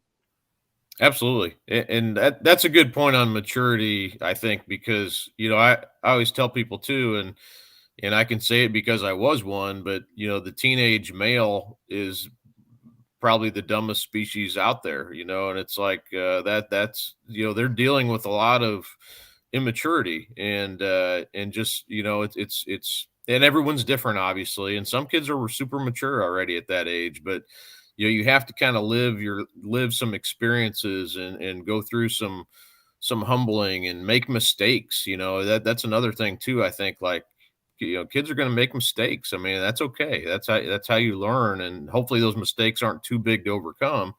But man, I mean, it's just, so I think people sometimes, the message boards and the social media, man, it's hard. I mean, it's way harder now for these kids than it was, like when we were growing up. It's just you're under a spotlight. Not to say, we were, top 10 in the country type, but those kids are even under a bigger microscope, obviously. So I know, and I do. And speaking to that too, I think, and I have had coaches tell me we'll sit and watch. I know it's become sort of, kids can't control it, but coaches will sit there and watch parents too, and they'll watch how parents react at games and how they interact with when they get deeper in recruiting. It's like they watch how they interact with their kids too, and I know that has led to scholarships being pulled, or we're not recruiting that kid anymore because of how parents act at a game or something they say, or so that's a whole nother part of it. Speaking to maturity, that, maybe the maturity of the parents too is sometimes a key thing in recruiting, but it's just a whole lot of more things to deal with now, I think too. But the bottom line, is I think, teenage boys, especially, it's a learning time for them, and then you add all this pressure of recruiting onto it, and it can lead to some mistakes sometimes, but it just, social media has changed things a lot. And I think, the more you kind of maybe steer away from that somewhat, if you're that age, is probably a good thing. But I know that's impossible too. It's a balance, I guess. And just having some perspective on what it all means. Kyle, what's up next for you, brother? I know getting some time off would be a good thing to get done about right now. Yeah, I'm trying to take most of this week off. I have to, our super team football stuff we're starting up with that next week. So I'm trying to get all that stuff ready like today and tomorrow. And then, going and watching my son play baseball today, hopefully. So just, trying to lay low a little bit. How old sounds like Kyle? A perfect day, man. How old is the your son? Part especially? One of them is 16. The one I'm watching today is 14. So he's playing, and I think they're playing at Butler today. So that should be kind of fun. I did the travel baseball thing for 12 years, and my wife and I talk about it often. And it was one of the best things that we ever did from the standpoint of it allowed us to socialize with parents. And my boys have lifelong friendships because of the time. And they, when I was a coach of an 11 and 12-year-old group of kids, their main purpose in life was to get me to take them to a Hooters. And to this day, when I run into them, and the oldest is 30, the youngest is 27, I will still have those kids talk to me about, hey, coach, why, how come you never took us here or did this? It's a great time. Please enjoy it. I have. We went to, we were in Champaign, Rantoul, Illinois, which is close to Champaign, but we were there for a couple days last weekend, and it was just me and him, and it was good to get that time together, and it was fun to watch him. He competed really hard, and it was a good experience. So, but yeah, it's kind of as it's kind of finding that balance of like you don't want to pressure them too much. You want them to enjoy it and want them to keep playing, if they can, but also just having some fun too, and just having those experiences together is meaningful. Well, Kyle, I can't thank you enough, brother, as always, and I hope you get to take some of that time off and enjoy it. Yeah, I'm looking forward to it, and thanks, Jim, and good to see you, JD. Good talking with you. Good seeing you, and like I say, if you want to join Dustin and I in Vegas this weekend, we'll have a pretty good time, I think. I think you will. I think we're going out in October, actually. So yeah, it's my wife and I like to get out there once in a while. Good. Kyle Neddenriep, we appreciate you, brother. As always, look forward to seeing you again next week. See you guys. Thank you.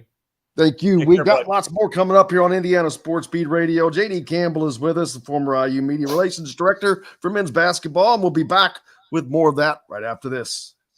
We'll be right back to the Golf Club at Eagle Point Studios for more Indiana Sports Beat Radio with Jim Coyle, presented by Endeavor Hospitality Group and Andy Moore Honda of Bloomington.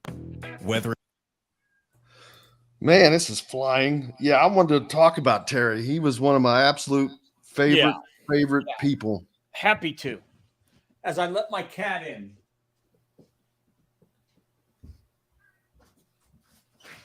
Hello, Missy.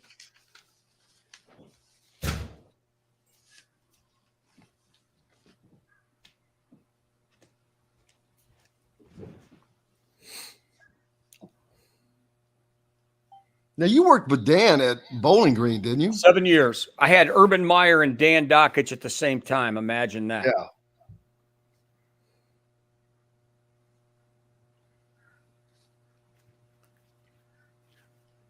But, like I say, when I look at coaches, and same with players and media, everybody is two people.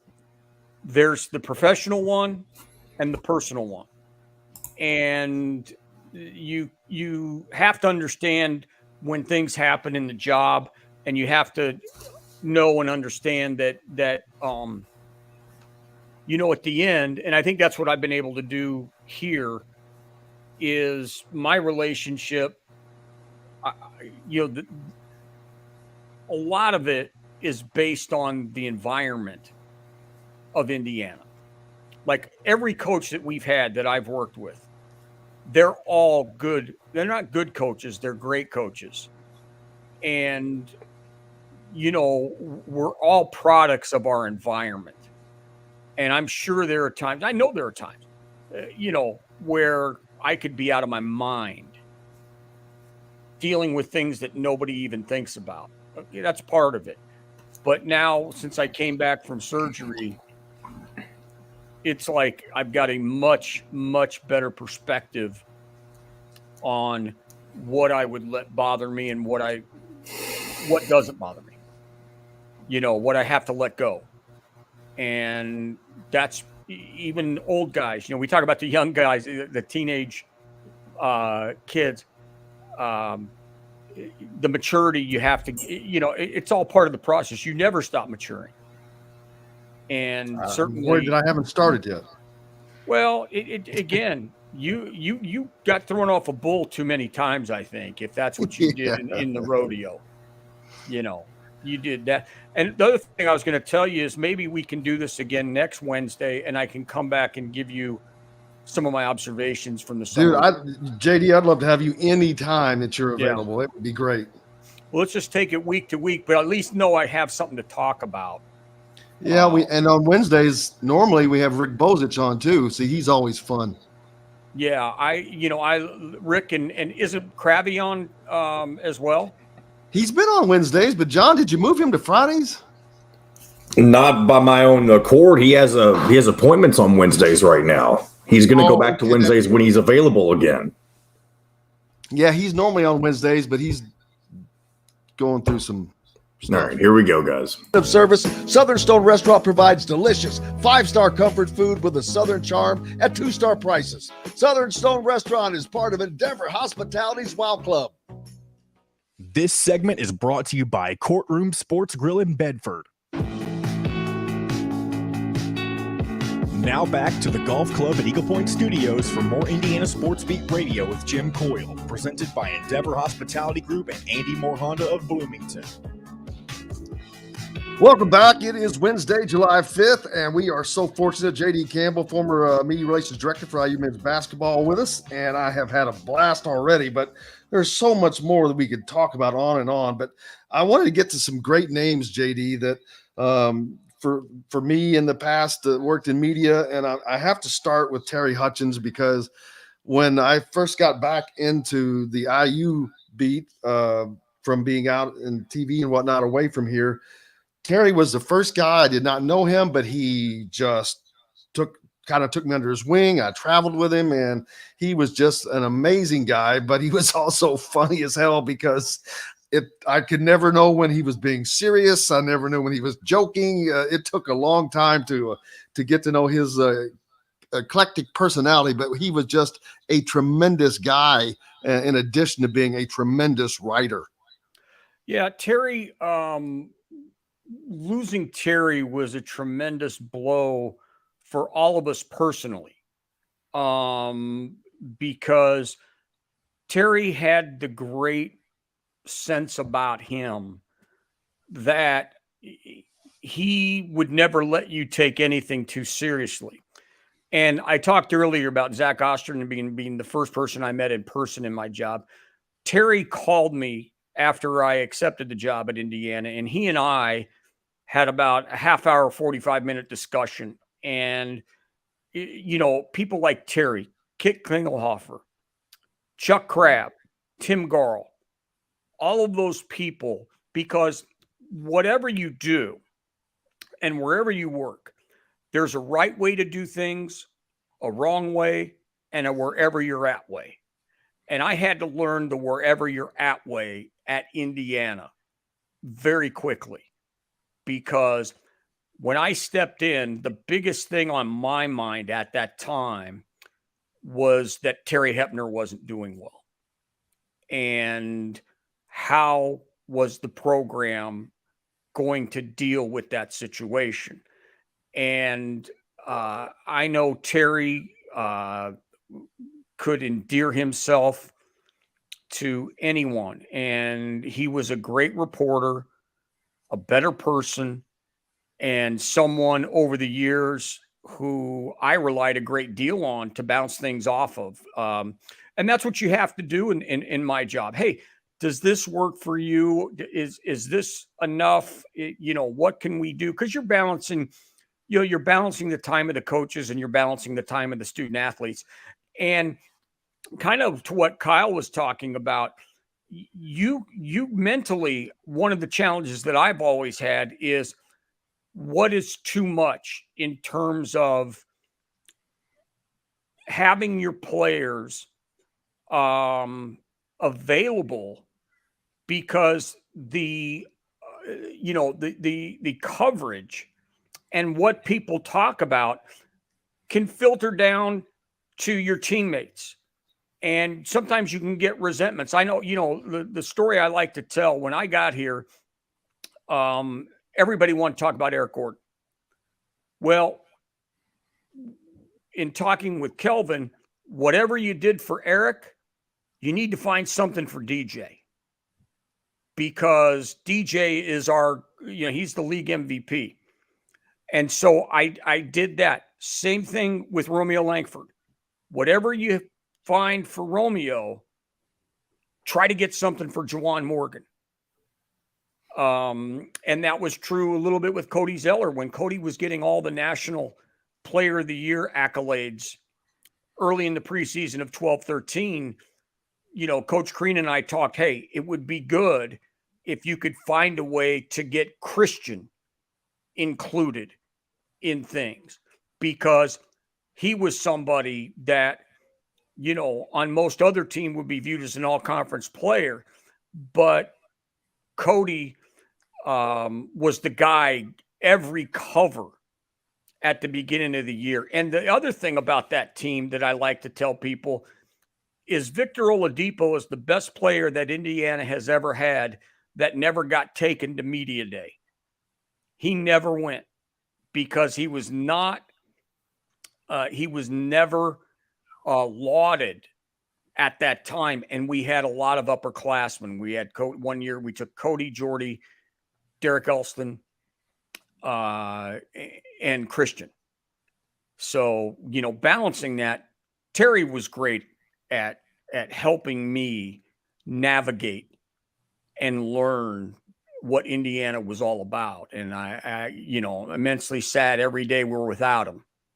And we shared, in fact, he actually, there were times where there may be a late game. Like a lot of times we'd play Friday night and he was covering a football game Saturday, and he slept in my office on the couch rather than drive back and forth. And that's part of the reason why I make my decisions as far as doing Zoom and not Zoom for pregame availability, because if you can help people not make that drive, and then when we go Zoom, we have more people on the Zoom than we would have in the media room. So that's why you make those decisions. Yep. Don Fisher, another name that is still in, I guess you'd say, the later stages of his career, but someone that was there before you arrived, but one of those names that encompasses Indiana and has for 50 years. And someone that is just still endeared, as loved today as he was, last year or 10 years ago. Don is somebody that has the mutual respect of more people than anyone that I've ever seen within the Indiana program. So much so that, one of the segments that Don tapes, but records before every game, is visiting with the opposing coach, which is something that certainly comes from the time of the 60s and 70s and 80s. And now, there are some coaches that won't do it because they don't know Don, but everybody who knows Don admires him. I know Tom talks about that. Hey, because there was a time when coaches would get to go to another team's games for scouting purposes.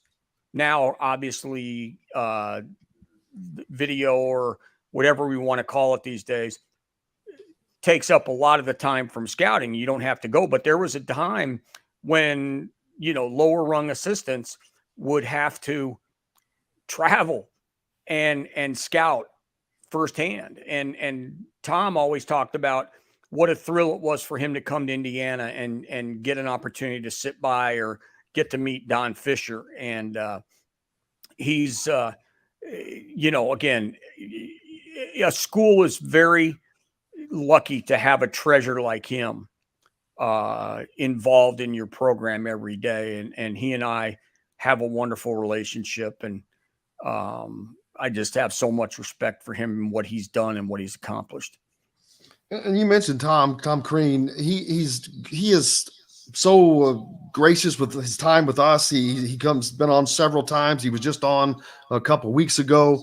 and he never misses an opportunity to laud Indiana. And I have to applaud him for that. And the first thing he said when he came on was to congratulate Terry Morin. He's just always for the grief that he gets from certain fans. I really try to go out of my way to tell him that, you know what, I'll tell you, he, for whatever his missteps may have been, he really is consciously always thinking in a positive way of a lot of people around him. Well, I think when you look back, I was with Tom for 9 years, and I got to know him in a way that not many people, do. He's a wonderful family man. His faith is unquestioned. In fact, for a number of years, we organized there was a Bible study that we did in the mornings, and we had a number of coaches from throughout the department, Ron Helmer and Terry Morin and all these different people from different sports would come and share with us. And it was a great thing. But I tell you what, you take from 2011, 12, and even include the last year where we lost in the NIT and then they made the change. That time in the Big Ten, there was a lot of NBA guys. The talent was profound. You look back at that game day, Michigan and Indiana in our place, and there's a couple pictures where you see there's 8, 9 guys on the floor that all played in the NBA. Winning 2 Big Ten championships, winning 2 Big Ten championships on the road. I don't think a lot of people thought we were going to beat Michigan that day in 2013, and it was going to be a 4-way tie. And I don't think a lot of people gave us a chance to go win at Iowa, the second to last game of the year. And, the players that were developed and the players that went on to have, significant careers. And like I say, they cashed an NBA paycheck, and it doesn't surprise me that he'll come on your show and laud IU. And I know he's also always been a big fan of our women's programs. I know he was very close to Felicia Leggett-Jack when she was here. They come to their practices. Likewise with Terry. I don't think Kurt was here long enough to establish that. But, yeah, I mean, it's just, you take a look. And he and I, we don't talk. We don't talk, regularly every week or every day or whatever. But, he always cares about me as a person first. And that's all I can, hope for when I deal with, the guys that I had to work with and advise and just discuss the overall media operation with them and how it impacted their program and what it could do for them or not do for them. Before you were at Indiana, you were at Bowling Green with not one, but 2 very unique characters, one of which, Dan Dockage, of course, everybody knows Dan, and Urban Meyer as well at the same time, which that had to be just an experience in and of itself. Well, the thing with Urban was it was his first head coaching job. And people, at the time, it seemed like you could only become a head football coach at the Division I level if you were a coordinator. And he was the wide receivers coach at Notre Dame. And the guy that I got to know through Urban and just absolutely adored, 2 people were staunch supporters of him and influenced our athletic director at the time, Paul Krebs. One would be Lou Holtz, and the other was Earl Bruce. And you talk about college football history. Those are 2 just unbelievable resources that I got to spend time around my 2 years with Urban. And you could see early on, I mean, he took a team that won 2 games the previous year with a lot of the same talent back, and they went 8-3.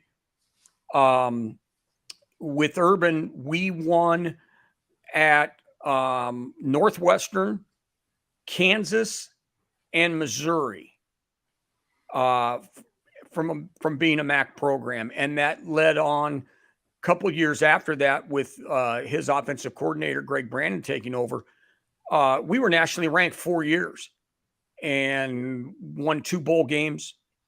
We were really, really good in football. In fact, we won it. Like I said, I think we won at Purdue. And we came within a touchdown of beating the defending champion Ohio State. We were driving and they stopped us. So it was a great experience to be a part of that. And with Dan, I had known about Dan because where I went to college in Kansas, a number of my teammates were from the region. And Dan was sort of, in their eyes, well, shout out to our listeners up on WJOB up there, 1340 AM. Yeah, they just couldn't say enough about him. There were 2 guys that they always talked about, and I've become close with both.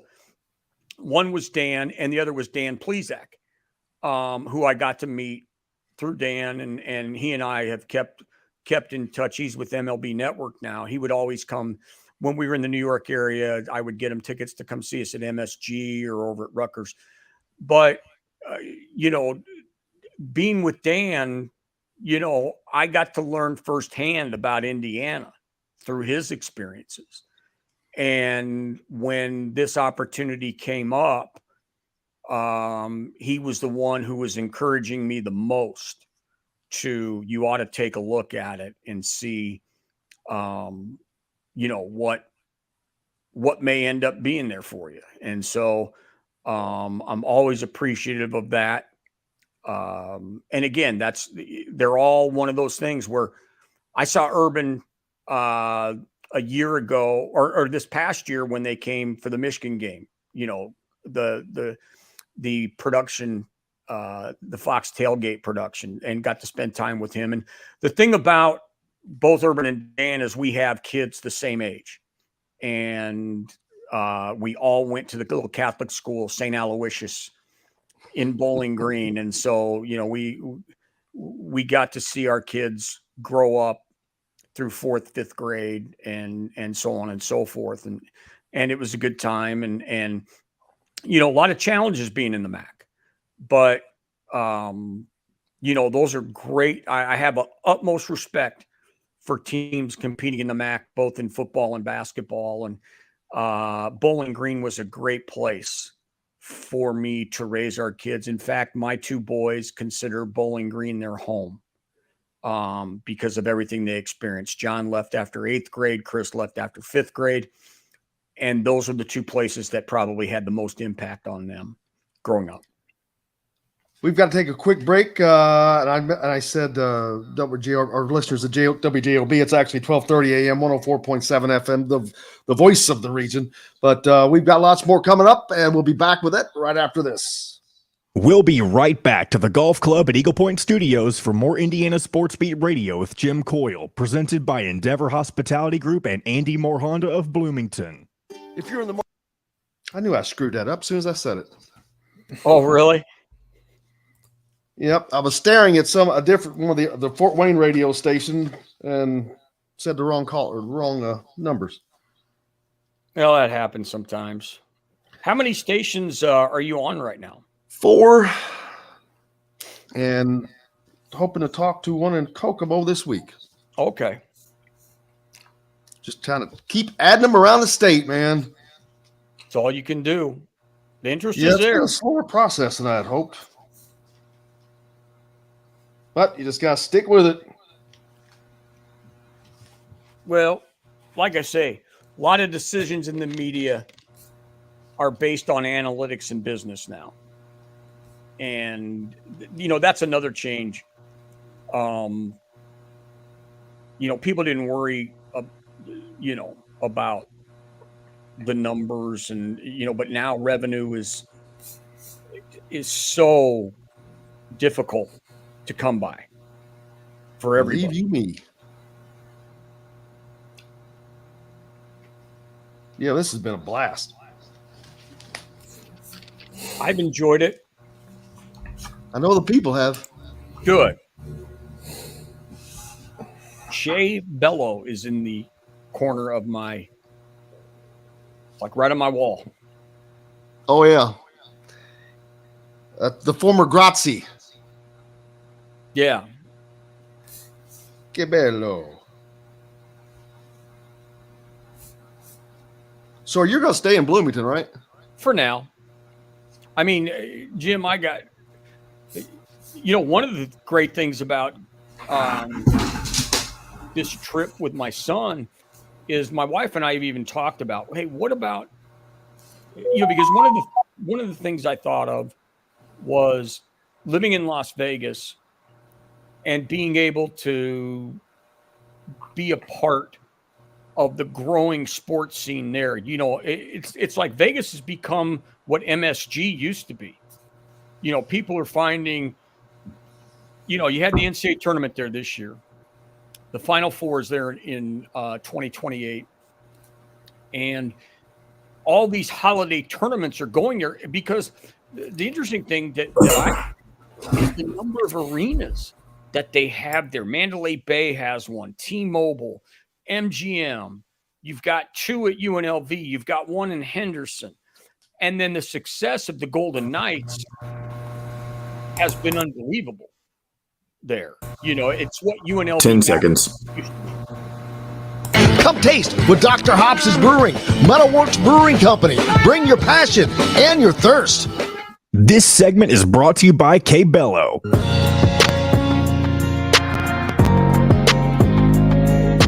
Now back to the Golf Club at Eagle Point Studios for more Indiana Sports Beat Radio with Jim Coyle, presented by Endeavor Hospitality Group and Andy Moore Honda of Bloomington. Welcome back. Jim Coyle with you as always, joined by J.D. Campbell, the former media relations director for men's basketball at Indiana University. Been talking all kinds of things today. It's been a fun conversation. Dustin Dopirak was on with Kyle Neddenriep. And in the break, we were talking about, and it just reminds me just how I'm able to function right now. The technology allows us to do media wherever we need to be for things. And you don't have to be tied to any particular place as long as you can be there when you need to be there. Well, again, it's one benefit of the pandemic is that we learned that we can be more efficient. I maintained we didn't do Zooms before the pandemic. In fact, we didn't even know what Zoom was, most of us. And we carried that on after the pandemic with our coaches and players, because again, we felt like, one, we could save media who had to drive a significant amount. We could save them money. And two, we found that we got better participation on our media Zoom calls than if we had people drive into Assembly Hall and come into the press room. It's just one of those things that's worked out for us. Now, a lot of people are going back to doing things in person. We certainly do that, do that post game.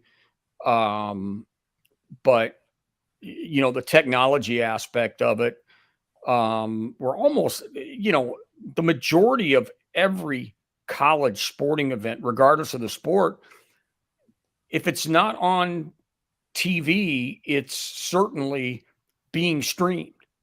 And so we come to expect that we can watch every game anywhere, anytime. And, the people that put those on don't get enough credit. Our students, Jeremy Gray and his group overseeing that, Jeff Kegg, all those guys, what they do for Indiana. And there's always guys just like them at every, guys or girls, at every place that you would be at. And people behind the scenes deserve so much credit for now allowing parents and allowing fans to be able to share in the action.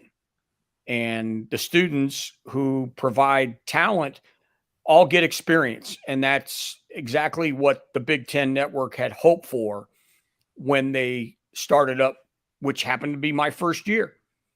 That was, and there was a lot of anxiety with the Big Ten Network and how they were going to get distribution and things like that. And it's turned out to be the measure of what you would expect from a conference.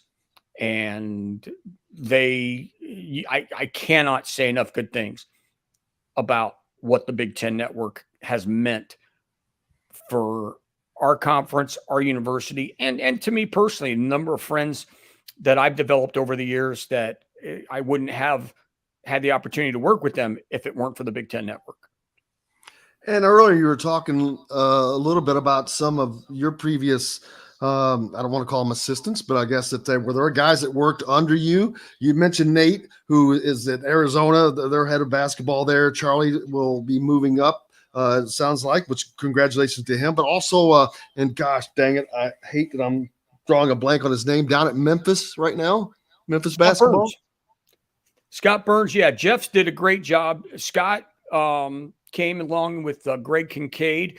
Greg's running Greg, yes, at media Penn State for Penn State football, and Jeff has done a great job of mentoring him and mentoring those guys and developing them. Which is what we kind of did when I took over. There were 5 people in my position over a 7-year period prior to me coming. And so one of the charges that Rick Greenspan and Tim Fitzpatrick gave me was we need to develop some continuity. And so I brought with me Nate Weekers, who was a basketball manager at Bowling Green, Kyle Kuhlman, who was a GA for me at Bowling Green, and Melanie Schneider, who was an assistant at Akron, but was extremely well versed in the sport of soccer, college soccer especially. And we complemented the staff that was staying around, Shauna Daniels and Matt Brady, and Jeff, obviously. And we were able to build it up. And then we started building what we call the farm system, where we would have former students, and if they could move up to be an intern or GA, we would do that. And then I would say about 50% of the time, maybe a little bit more, when we had full-time openings, they were who we considered, because I felt like at the time we needed to get people who have ties to Indiana who would want to be here for an extended period of time. And over the years, we've had some outstanding people. Kyle Johnson is one that started off kind of in that realm. Caitlin Davis helped me for a couple of years in basketball through the pandemic. Ryan Sheets was a guy that was an Indiana grad who had worked with the people before me, and he came in and did women's basketball now. He's over with the auditorium, and so, Jeremy Rosenthal, all those people that I've been able to work with and get a chance to have a small part in their career, they're fantastic. We were just very lucky. And the people of Indiana and fans of Indiana have been very, very lucky. I don't know that they realize how integral the media relations, sports information directors are. I do, and those of us that work in this position do. But so much of the information that we're able to garner comes from you guys, and comes from either your knowledge or the work that you guys do after games. It's stats. It's just crazy the amount of information that is like you compiled over the course of your career. Well, we've got 2 outstanding right now. Greg Campbell, who works with baseball and the secondary football. Megan Cromper, who's just done a fabulous job with our women's basketball. And right now, Jared Rigdon, Chelsea Davidson, and Jackson Urey. Just an outstanding group of people And it's fun to watch them learn. I'm involved with our national organization right now as a board member of College Sports Communicators, and my charge this final year of being on the board is going to be working with people in years 0 through 10, so they can say 27 years down the road they've been in it 37 years like I have, and we've just been so fortunate and been blessed, and just a great group of people to be around, and they put up with me for a lot of years, and I just couldn't be more thankful for the relationships that I've been able to establish and develop. Well, we can't be more thankful for you taking the time to be with us today, but also thank you for everything you've did for me for the last 7-8 years doing this. I cannot thank you enough. I couldn't do what I do without you and the people that you have tutored and mentored. But we look forward to hopefully seeing you again next week, maybe after you get back from Las Vegas or in Las Vegas. I'm looking forward to the 110-degree heat. There's nothing like it. I've been back now every year. I went 12 years without going home. I've been back every year since 2017. And there's nothing I enjoy more than getting into a parked car that's been sitting there during the afternoon. And again, it doesn't faze me. That heat does not faze me one bit. I love it. Grew up with it. And I'm anxious to go home and, again, just make more memories about being home. Every time I can get home now at my age, it's such a blessing.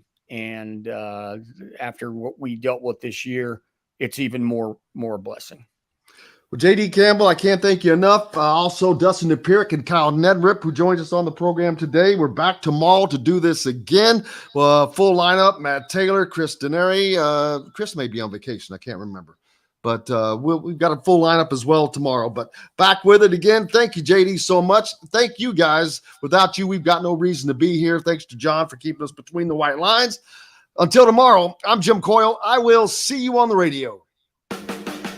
Thanks for listening to Indiana Sports Beat Radio. Be sure to subscribe to our YouTube page for more clips and team coverage of Indiana basketball, football, and more. You can also find full episodes and tons of other content on thehoosier.com. We'll see you next time for another edition of Indiana Sports Beat Radio.